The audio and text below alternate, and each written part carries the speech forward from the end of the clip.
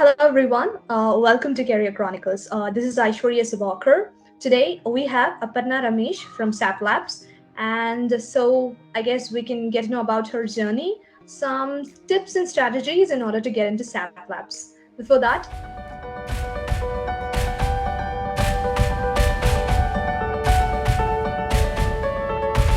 how are you? Yeah, I'm doing good. Doing good. Yeah, so how are you, Aish? Yeah, I'm doing good. Cool. So, I guess we can just start out with an introduction from your side. I'm Aparna Ramesh and I did my college in BIT Chennai and I took a course called MTech Integrated Software Engineering, and from there I got placed, and then now I'm working for SAP Labs. Yeah. Cool, cool. So, how did you land into this job? Like something specific, anything that you want to share? Yeah, so this came through the campus placements that happened in our college. So yeah, it Mhm. was basically that. Yeah. So, this is a kind of on campus placement, right? Cool. Placement. That's great. So, the part is like you have been working as an intern and then you got converted. Yeah, so So, that's the thing with any campus placements mostly, right? So when you join, so they take you as an intern.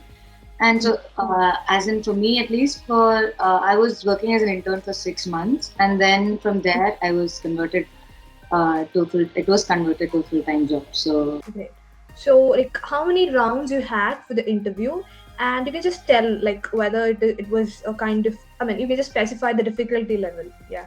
yeah, so there were 4 rounds that I remember of. So the first round, for any campus placement that comes, the first round is usually the aptitude round, wherein they ask you basic data structures and what. So basically, all that you've learned over the years. So over the 4 years, you would have learned data structures and DB, database, DBMS, or all of that, and then basic math that you've learned in 10th, some of that, and then two coding questions which you'll be having to answer. So that was the aptitude round.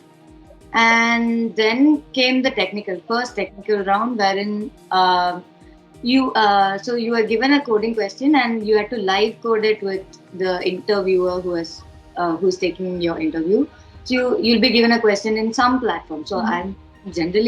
I'm not telling it for specific companies. So basically, for any company that comes, they'll ask you to live code a question, wherein they'll give you a question and then you'll have to solve it. So that, and when it came to SAP Labs, so there was one question which I had to solve, and then they asked me common questions like of JavaScript or and what JavaScript as well as Java, and like common like questions that could be asked. So all they asked both of them for the technical second round, and once you cross that, you had the third technical round, wherein so in that technical round you were asked in detail about the data structures and um, all the data structures and algorithms and basic Java skills as such, Mhm. and then what else, like if you know cloud, then what about the cloud, what about any technologies about the cloud that you know, and yeah, so basic questions about all the cloud, DBMS, data structures, mostly data structures, and yeah, how a scenario wherein a real life scenario wherein this happens and what do you do about Mhm. the a Right. real life scenario wherein a client has come to you asking for this specific thing, and what would you do in that Mhm. time? You're not technically thinking, so you have to like practically and technically think at that time. So questions A like kind that. of behavioral question, right? Kind of Yeah, behavioral behavioral question. questions. Mhm. Cool. This was the third round. So the second Mhm. technical round for the third round, and then there was the HR interview, wherein Mhm. they asked about what about the company do you know, and Mhm. some general questions, and they were explaining how the company is doing and what the company is doing, and if I know about the company, if any details, if at all I Mhm. know that, and yeah. So and also there are some companies that also ask you some behavioral and HR kind of questions, wherein you'll have to do the math. Like there are some HR questions that are typically asked. So Mm-hmm. basic math questions which are asked. So that also happens. So yeah, Mm. that's about it when it Cool, comes to cool. all the Okay, so yeah, got it. So, what are the steps did you take for the preparation of the interview? So the preparation, the only thing needed is the habit of doing like coding every day. So like when I started, it was campus placement, right? So I coding every day, meaning like at least like 2 or 3 or try to solve some code every day, like part of the code at least. The habit of learning and so data structures was one thing that data structure is something that you'll have to know when uh, you're going for an interview. So you build yourself. You get to build yourself in that. If you know some things, improve yourselves. So if you know the basics of algorithms, then get to the point where you know better. So that would help. And the habit of just continuing and learning every day would help a lot, if you ask me. Yeah. So the process is like it's not a 1 week process. It's a kind of long-term process that we need to take in order to crack an interview. That's what you're trying to Yeah, explain, right? it will Yeah. not be a 1 week process because you'll have to, I mean, you have to continue learning Mm-hmm. and improving yourselves. It's all that matters. Yeah. Cool. Cool. Got it. Got it. So, did you do any research on the company before applying it? Yes. So before any company that I join to, it should be a habit that you know the background of what the company does, how it is doing, how well is it doing, and not just that, like knowing the background of what the company is doing and what are the specifics of like what languages do they use and how are they doing and everything about the company. Basically, you'll have to know the basics of how the what the company is doing mostly and how their products are doing in the market and yeah. Yeah. So it's highly important to research a company before we are getting in, right? It is very important. Uh, as an interviewer, the interviewer does not expect you to know everything about the company. The Mm-hmm. interviewer just expects you to know like at least what the company does and how like what the company does mainly. So you'll know the basics at least. Yeah. Great. So, did you have any question for the interviewer? Yes. So as in when you are being interviewed, right? You can ask any question that is needed to ask to the interview. So basically, so if you know the interviewer, you can ask how the team is doing and what the team is doing. Basically, uh, what is the language that is being, I mean, programming language that is used, and what is it that your role is doing, right? Like, what is the necessity of your, not the necessity, like what is it that your role does in the team, and yeah, all that, and what do you have to learn to be there in the team and all that. You can ask all that to the uh, interviewer. Yeah.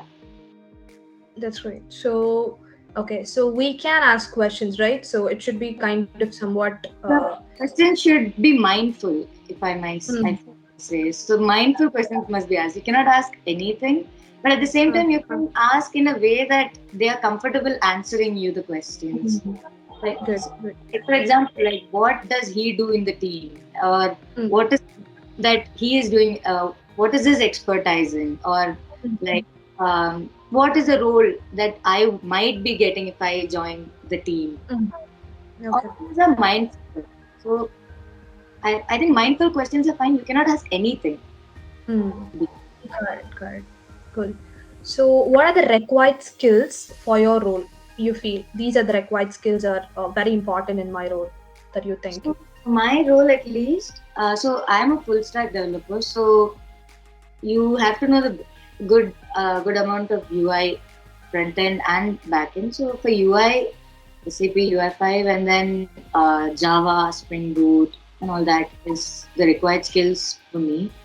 And otherwise also there's Node.js, there's React.js, and all that is used. So it depends on what you are comfortable in. Mm. So yeah. Cool. So, what are the tips do you have for the other job seekers, especially people who are starting out? Maybe people who are fresher, they really don't have any idea. Like we people who are fresher have this kind of emotional trauma or something. Like we really don't know where to start or the kind of nervousness when we get into the interview. So, Mm-hmm. what kind of advice would you tell them? Like these are things you can take it I, so that you can I step think in. that, yeah. So for the first time job seekers, I know it will be really hard and scary to be in Yeah. an interview. Just be confident, and so if you're scared, it will show up on the way you do the questions. So as Mm-hmm. much as possible, just be confident and you know uh, calm when when you're solving the questions, and basically just do not stick to one language is what I would say. Just the it's evolving, right? So you cannot just be stuck with say C or C++ or Java. Just be open to be willing to learn other languages. So Mm-hmm. when you're starting, I mean, yeah, of course you start with your base. Your base must be strong in any language that he or she takes. So the first time job seekers, they'll be good at one language, right? They can be good at that language. For example, like if it's Java for the first time job seekers, just stick with it for the coding rounds or for the interviews. But be mindful of being open to be learning any other language. Like you shouldn't be stuck with one language. And if your base is strong, you are quite capable of learning any other programming language. If your base is really strong, you Yeah. need not you wouldn't find it difficult. So that's one thing. And just focus on data structures and basically just have your basics strong and you're good to go. Yeah, Cool. that's it. And there are millions of websites available out there on the internet. So Yeah. just don't be confused on Mm-hmm. which one to choose, which website is better or which course is better. Don't be confused. If you started with one website, for example, there's Geeks for Geeks, there's HackerRank, there's Code Forces. All these are coding websites where you can do coding and learn. So just don't get confused, and what if when you're doing hacker rank, don't be like, oh my god, the other website will have more. So just stick to one website. Go to the deep cracks of it, and just stick with it. You need not Mm. like be confused. You'll get even more confused when you move around between websites trying to Yeah. figure out what the other website is saying. So you can just stick to one website and or just go with it. Go to the deep cracks of it. Yeah, that's about it. Yeah. Cool, cool, cool. It was great. Thank you so much. Like you gave it in a very perfect or precise manner. Everything was good, and I loved your energy. Everything was great, and thank you so much.